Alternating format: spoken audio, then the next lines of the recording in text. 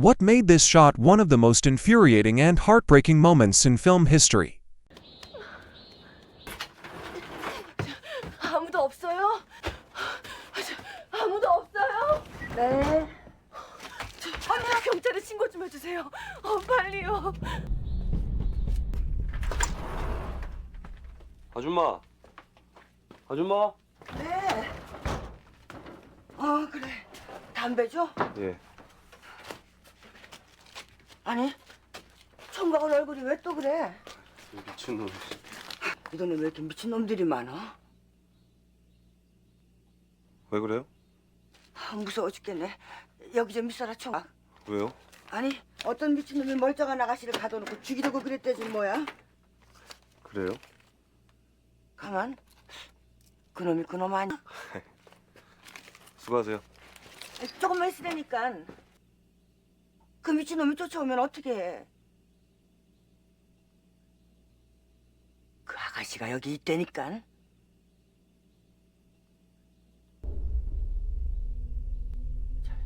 경찰 불렀으니까 그때까지만 좀 있어라. 저 음료수 아무거나 꺼내 먹어.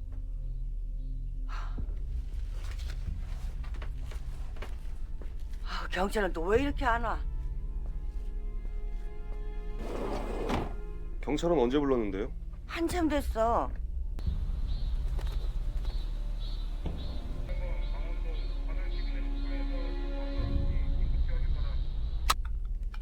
근데 왜 안 오지? 아줌마, 혹시 망치나 몽둥이 같은 거 있어요? 왜? 그래. 저기 몽둥이는 없고 여기 망치.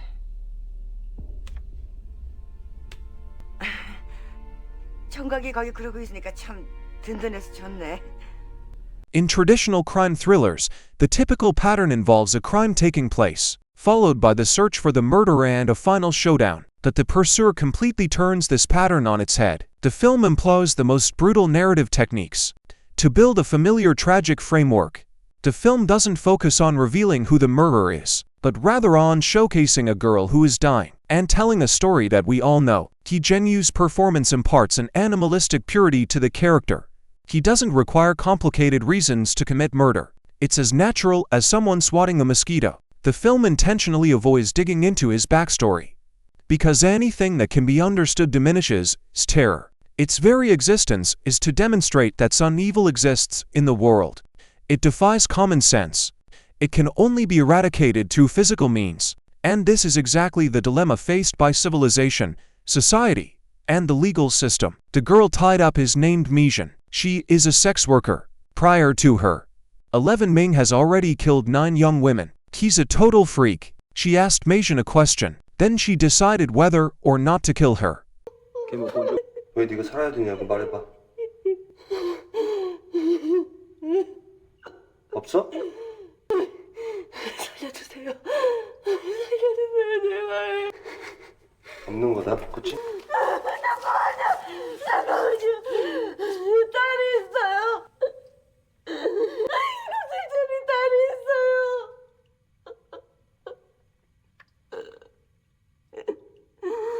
사람들은 네가 없어도 모를 거야. The 7-year-old girl refused to let the demon cease his actions. The tools she fetched made despair come alive. It wasn't a knife, but rather a hammer and a chisel. These tools exude the brutality of a craftsman. It makes the situation even more horrifying. He leaned down, pressing the tip of the chisel against Mijin's forehead. He lifted the hammer, his actions as practiced as if it were a routine chore.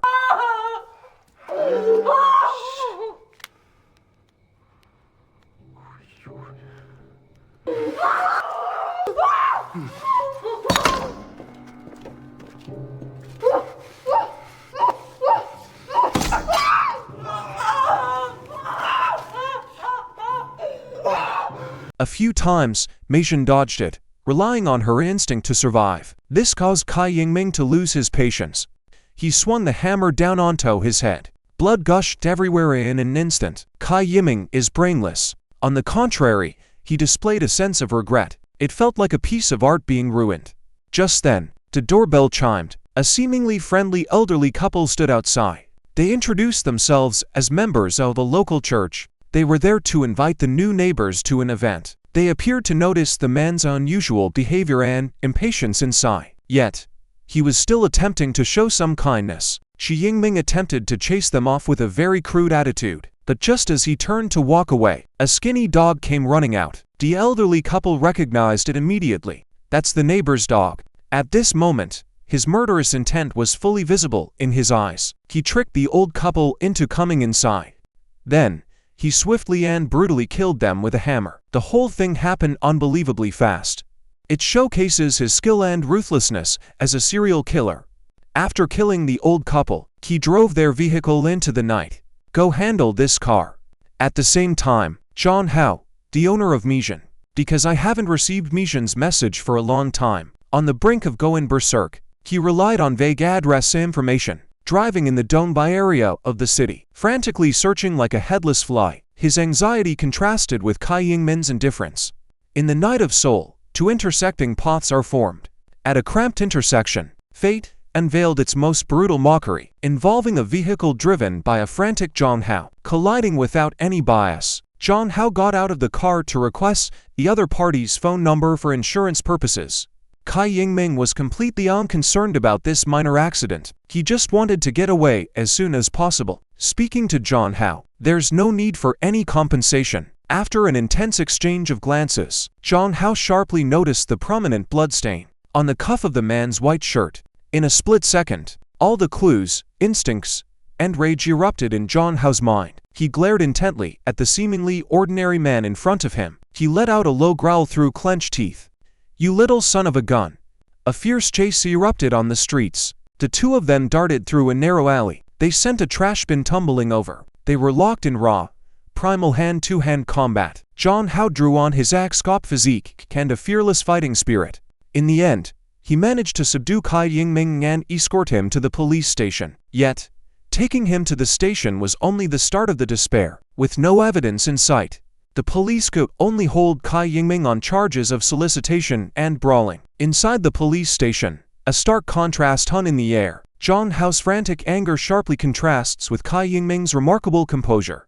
Kai Yingming occasionally goes silent when asked questions. Sometimes, he flashes a creepy, eerie smile. No. 지금 뭐라 그랬잖아요. 뭘요? 죽였다 그랬잖아요. 예. 예? 예. 죽였어요.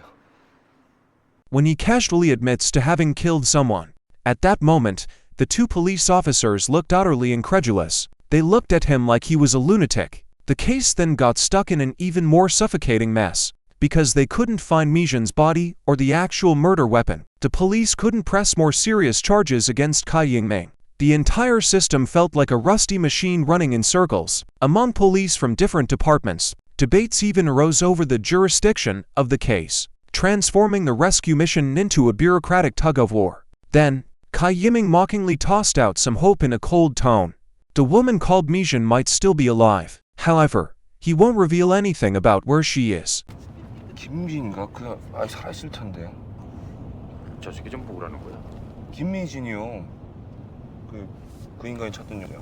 Even more ironically, the police are going through tedious and repetitive questioning of Kai Yingming, burning the time of the security meeting on paperwork, the crucial moment to rescue Mijin, right in this bureaucratic, cold, and ineffective process, drained by the endless dilemma, second by second.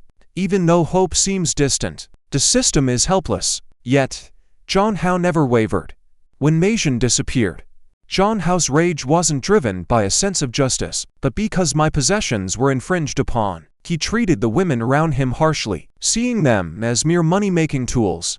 His primary goal in pursuing the killer was to reclaim my woman, so that he can keep earning money. Such a selfish motive makes his hero image fundamentally shaky. We can't fully relate to him, but we have no choice but to follow him, because he is the only one who is actually doing something. During the pursuit, especially when he witnesses the arrogance and brutality of the killer Kai Yingming, and finds out that Mijin has a little girl, his motives start to shift subtly. Initially focused on just getting back the lost property, slowly intertwined with the sense of responsibility of a former police officer, the compassion of an individual, along with the rage ignited by the murderer and the whole system. Yet, this transformation arrived too late. and has consistently been held back by his stained past.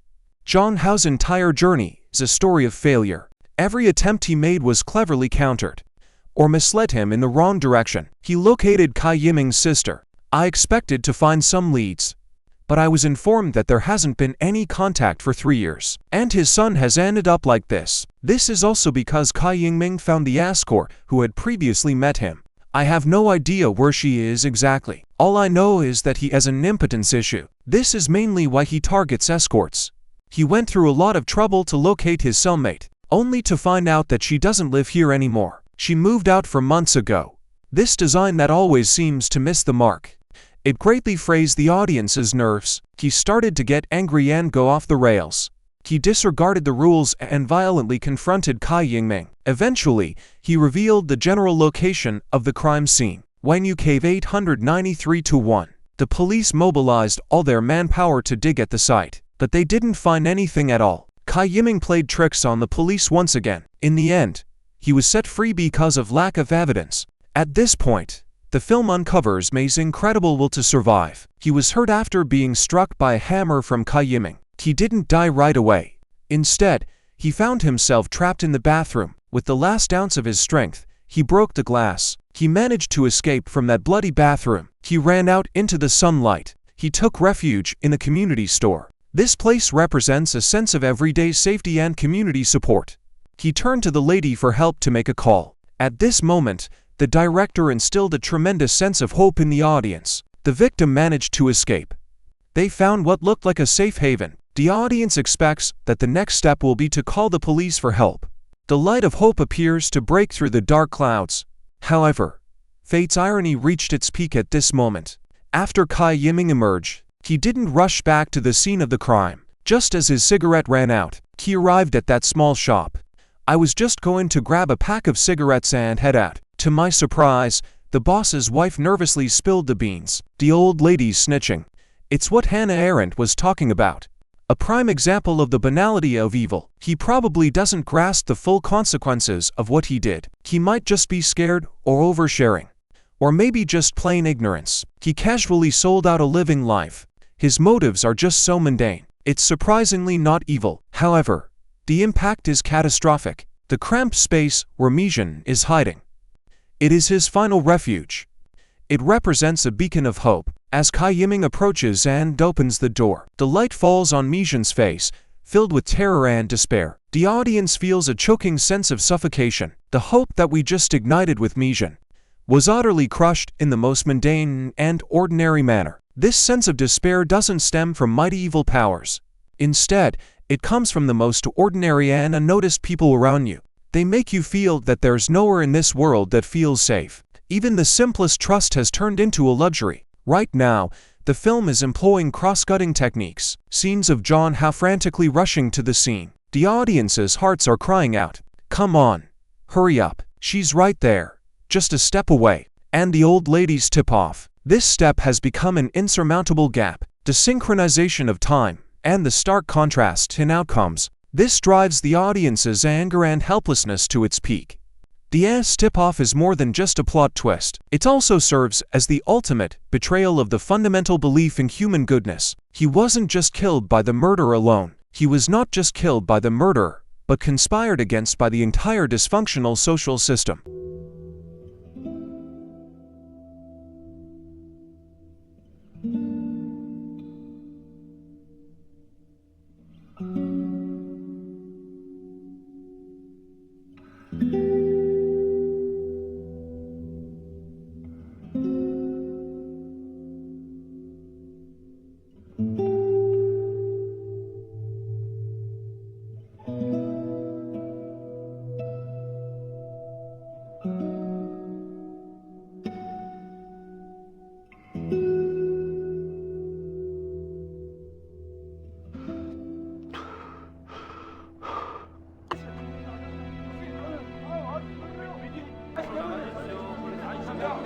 In the movie's climax, Joong-ho uncovers the cursed greenhouse.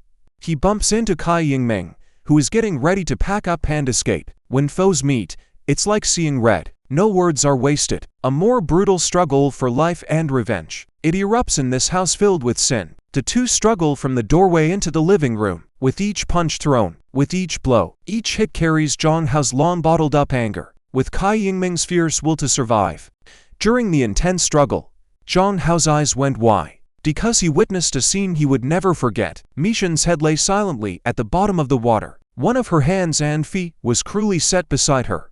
Her pale face appeared to hold a trace of final tranquility. Her eyes were tightly shut, as if she were merely asleep.